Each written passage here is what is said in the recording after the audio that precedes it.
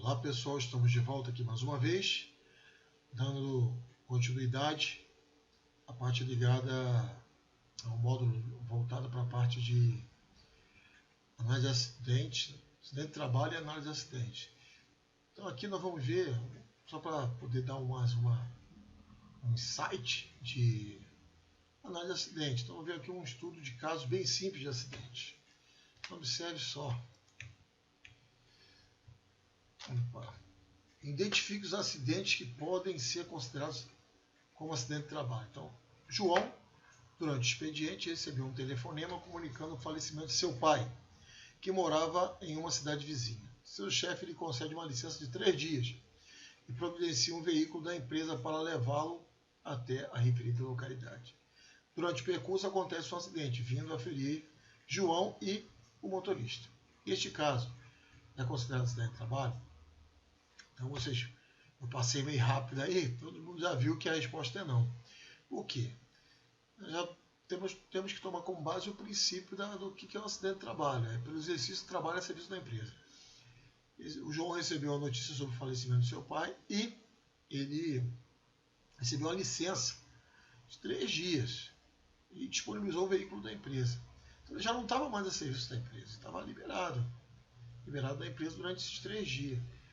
E durante o percurso acontece um acidente, vindo a ferir João e o motorista. Então foi um caso que não é considerado acidente de trabalho.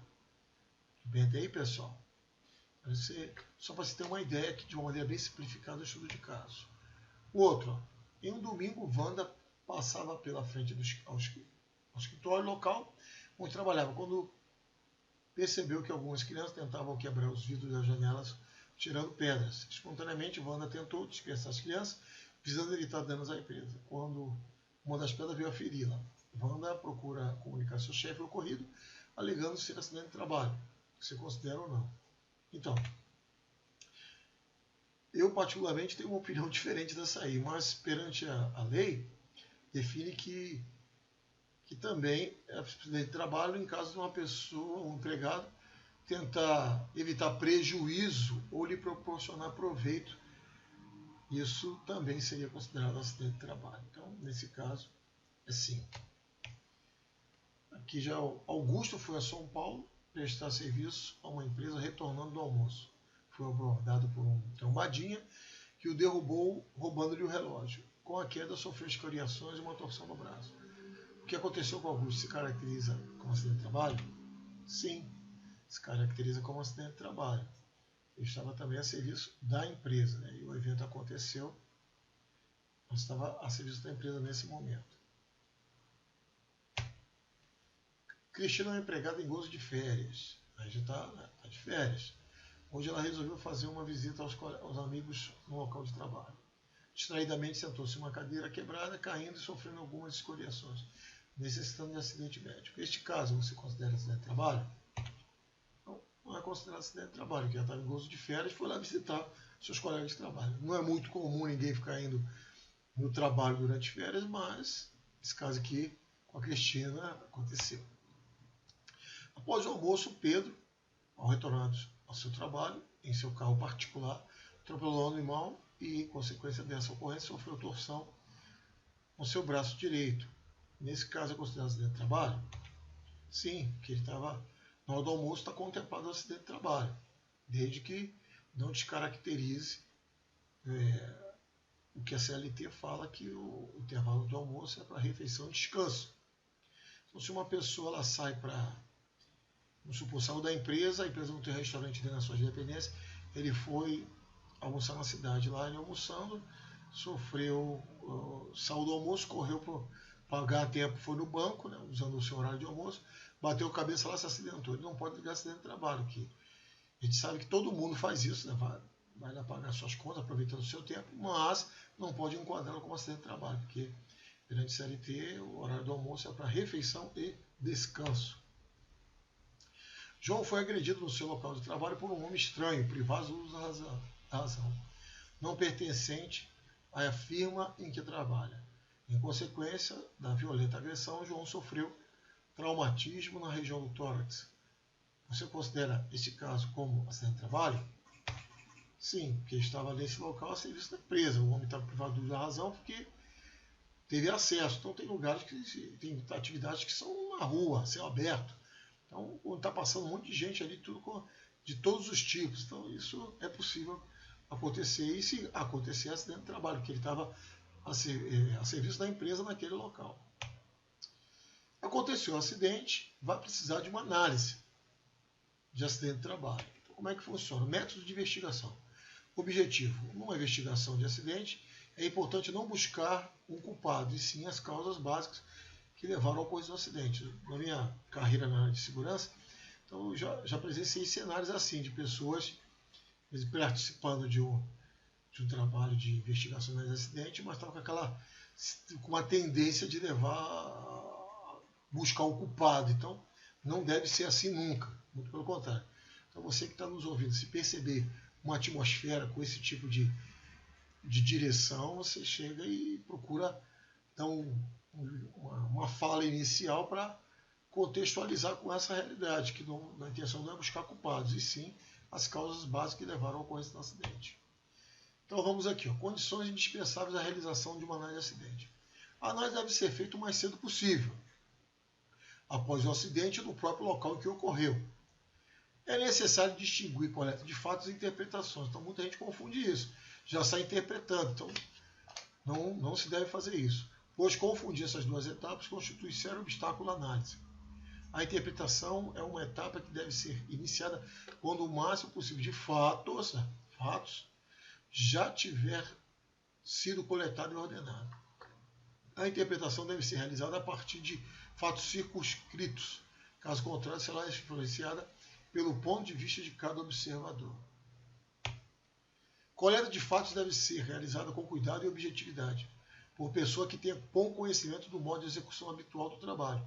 Os fatos coletados devem constituir as variações dos componentes. A primeira etapa consiste em fazer um inventário das variações.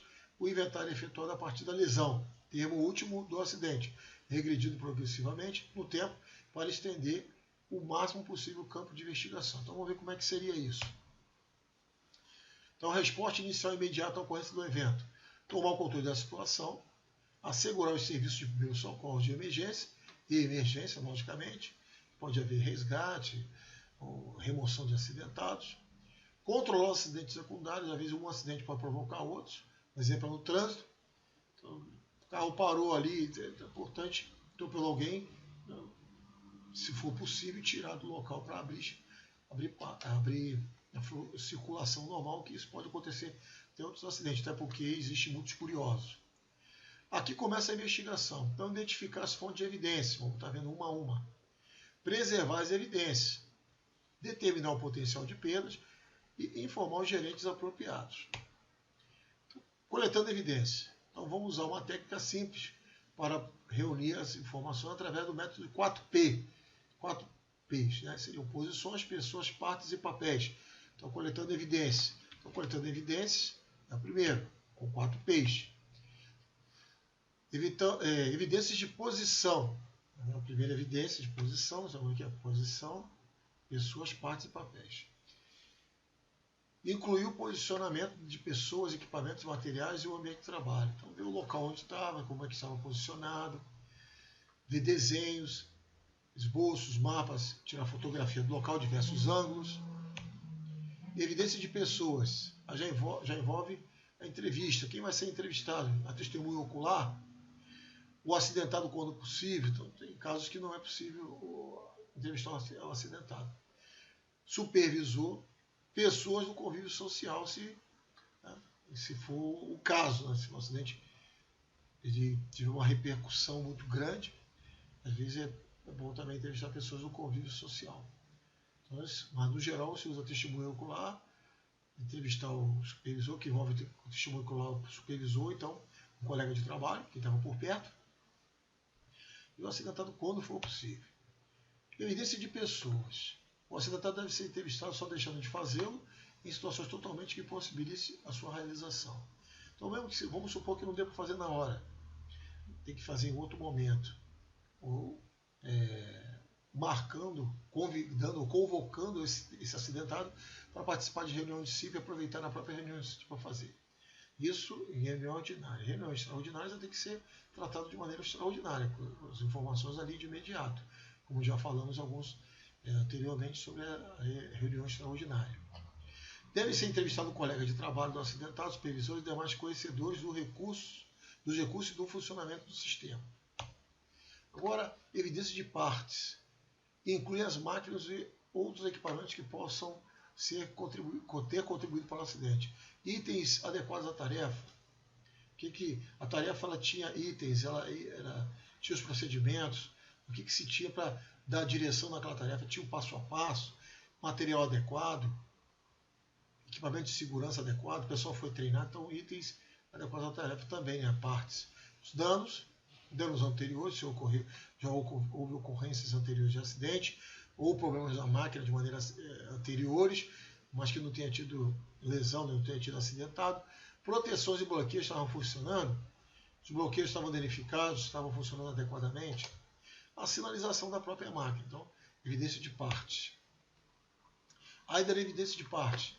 Em se tratando de máquina, todas as suas características devem ser exaustivamente descritas. Então, parte de rolamento, engrenagens, motores, potência elétrica, toda essa informação precisa ser descrita. O clínico de dimensões, forma de acionamento, de alimentação, sinalização, etiqueta de proteção e bloqueios. Evidência de papéis. Então aqui nós temos, inclui todos os registros pertinentes ao acidente. Registro de treinamento. Então, eu falei também que partes podem envolver alguma coisa de treinamento, mas pode ser também na parte de papéis. Treinamento, porque tem aquele elemento de treinamento de segurança, mas tem um treinamento também que é de operação da própria máquina, que é feito muitas vezes pelo supervisor, pelo encarregado. Então, ele tem que ter esses registros. Então, o registro de treinamento aqui, já no caso também de registro de treinamento de segurança, né? Segurança na operação de máquina tal, ou de equipamento tal. Arquivo de manutenção, a manutenção preditiva, corretiva, preventiva, isso tudo tem um histórico. Escala de trabalho, então, às vezes também a escala de trabalho pode comprometer, a pessoa está fazendo hora extra, ou está cobrindo férias, então isso tudo tem que ser descrito da maneira possível. Padrões da tarefa, a tarefa padronizada, tem um passo a passo, esse empregado acidentado conhece passo a passo, que um padrão, um procedimento, certamente vai nivelar as ações dentro de uma maneira de execução adequada. Relatório de inspeção, com as inspeções que já fizeram, teve alguma inspeção, existe alguma recomendação nesses relatórios de inspeção que não tenha sido atendido ou que foi atendida? Diagrama de causalidade de perdas. Então, esse aqui está um diagrama baseado nos princípios da administração, que um dos pilares da administração é o controle, né? Então, aqui está falando sobre falta de controle. Então, aqui nós temos a fonte, liderança prática de controle de perdas, de Frank Beard. Esse aqui tem edição, né, revisada. E aqui nós temos a falta de controle. Então, o controle é uma das bases da administração, como eu já citei. Então, se tem os padrões e procedimentos, como vocês estão vendo aqui. Mas, os padrões, o que vinha a ser padrão? Dentro do nosso entendimento de padrão, envolve o que, para que, quem, onde, quando. Então, você está envolvendo padrões. Quando bota a palavra como, já vai para procedimento. Então, quer dizer, procedimento padrão. Tudo bem até aí? Procedimento padrão. O procedimento, ele está dizendo passo a passo, está baseado nos padrões. Então, padrões inadequados. É possível, a falta de controle, ela começa com padrões inadequados. Que não tem o onde, por quê, para quem, quando. Então, os padrões estão inadequados, vai comprometer. E, por outro lado, também, o procedimento inadequado. Então, o procedimento inadequado significa o passo a passo inadequado, o como. Né? O como feito de maneira inadequada. Isso é possível acontecer. Então, quando se tem isso, está indicando a falta de controle. Então, quando eu tenho um controle, eu tenho um procedimento padrão, com todos os passos a serem tomados, procedimento padrão para a execução da tarefa e procedimento padrão de segurança do trabalho. Ou pode ser os dois juntos. Então está mostrando que o diagrama da causalidade das perdas começa com a falta de controle. Aí já impulsiona o dominó seguinte, que é causas básicas. Quais são as causas básicas? Fatores pessoais. Fator que contribui. Aí vai dar problemas nas pessoas. Vai ter itens fatores, né? Quer dizer, é o que contribui, mas ligado às pessoas. Se eu tenho um padrão inadequado, logicamente eu vou impulsionar o dominó seguinte, vou ter falhas, vou ter fatores em pessoas, itens que possam comprometer, né, o bom andamento do trabalho. E também fatores de trabalho, que são itens, que são fatores ao que contribui no sentido do trabalho também, mas partindo da falta de controle, onde tem os padrões e os procedimentos. Vai impulsionar logo em seguida as causas básicas, as causas imediatas, que são os atos abaixo do padrão, quer dizer, falhas do ser humano. Então vamos dar um exemplo aqui. Ó. Se a gente não dá o treinamento, todos os treinamentos necessários para um trabalhador, eu vou ter falha no meu padrão, no meu procedimento, que vai gerar fatores pessoais, que por sua vez vai gerar atos inseguros, porque a pessoa não está ciente, não está consciente daquilo, não tem, né, os procedimentos internos a esse respeito. Logo em seguida, produz um incidente. Um incidente pode ter perdas materiais, o incidente pode ter lesão, como novos conceitos dentro da ISO 45001. Mas o acidente está contido dentro do incidente. E o incidente em si pode ser que não tenha lesão também. Mas o acidente, o incidente com lesão, por sua vez, pode ser chamado também de acidente. Está contido dentro do incidente, tanto tendo lesão quanto não. Então, o incidente, de uma maneira bem ampla, começa a ter esse contato, que é o contato com o incidente. O incidente vai ter um limite de tolerância, que pode ter um incidente sem danos, sem perdas materiais, mas pode ter um incidente com danos, com lesões e perdas materiais. Aqui vem as perdas, que vão ser pessoas, propriedade, processo de trabalho e até o meio ambiente. Então, esse aqui é um diagrama simplificado de causalidade. Então, as coisas não acontecem por acaso. Sempre existe uma causa raiz para tudo isso. E a causa raiz aqui, nesse caso, partiu da falta de controle. Então, falta de controle é uma das 4 funções essenciais da administração: planejar, organizar, dirigir e controlar. Existem 3 razões para a falta de controle: um programa inadequado, padrões inadequados do programa e não cumprimento dos padrões em parte ou totalmente. Isso também acontece. Às vezes o trabalhador queima etapas. Às vezes até o programa, às vezes até o procedimento, né, o padrão, ele é adequado, mas o empregado, por não ter uma cultura de prevenção, não ter uma disciplina, ele acaba queimando etapas. Então tem as causas básicas, são as causas reais por trás dos sintomas, os fatores. Quando identificados, permite o controle administrativo significante. E explicam por que as pessoas cometem práticas abaixo do padrão. Então são os fatores que vão acontecendo, tanto na parte pessoal quanto na parte ambiental. E as causas imediatas. As causas imediatas de acidente são as circunstâncias que precedem imediatamente o contato. Podem ser vistas e às vezes não. Incidente, que nós falamos, é o evento imprevisto e indesejado que poderia resultar em perdas, ou seja, dano físico a pessoas, danos à propriedade, perdas no processo e danos ao meio ambiente. Então, um incidente baseado nos conceitos da ISO 45001. E pode ser também chamado de causa potencial de um acidente, ou literalmente o acidente, né, que é a ocorrência indesejada, que pode gerar perdas, está também dentro do conceito do incidente à luz das definições da ISO 45001. Anomalias, um detalhe importante. Anomalias, qualquer desvio das condições normais de operação, sendo sempre a primeira caracterização a ser dada a qualquer tipo de evento anormal, tal como não conformidade, tudo que for diferente do usual, uma reclamação do cliente, um ponto fora dos limites do gráfico, um problema com o produto, um ruído diferente da máquina, um acidente, um incidente qualquer outro. Então, isso são anomalias.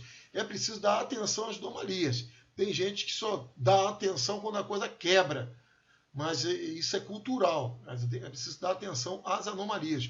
E em treinamento falo muito sobre a questão de ter a percepção de anomalias. Está tendo um ruído diferente. Já sabe que pode estar te sinalizando alguma coisa que possa vir a acontecer mais grave. Aconteceu o acidente, como nós falamos, faz a análise do acidente, define lá que tipo de acidente, faz a análise do acidente, emite a CAT. Então, mais uma vez, estou citando a questão da CAT, já falamos também da investigação e do análise do acidente. Então é isso aí, pessoal. Finalizamos aqui. Em caso de dúvidas, nos encaminhem as vossas dúvidas, que estaremos respondendo, tirando as dúvidas da melhor forma possível.